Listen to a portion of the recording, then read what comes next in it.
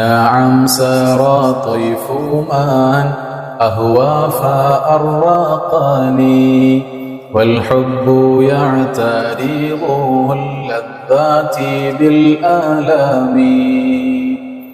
ഇമാം ബൂസൂരി തങ്ങളുടെ ചോദ്യത്തിന് മുമ്പിൽ ആത്മാവ് ഉത്തരം മുട്ടി അവസാനം സമ്മതിക്കുന്ന വരിയാണത്.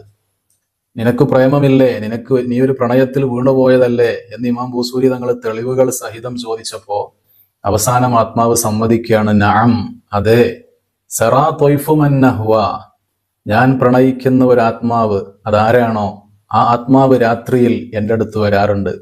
ഫഅർവഖനി, അങ്ങനെ എൻ്റെ ഉറക്ക് നഷ്ടപ്പെടാറുമുണ്ട്.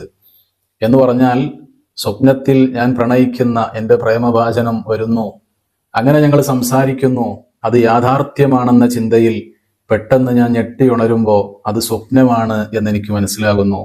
പിന്നീട് അങ്ങോട്ട് ഉറക്കില്ലാതെ ഞാനിങ്ങനെ കിടക്കുകയാണ്. അങ്ങനെ അവസാനം ഞാൻ രോഗിയായി മാറിയിട്ടുണ്ട് എന്ന് ആത്മാവ് സമ്മതിക്കേണ്ടി വരികയാണ്.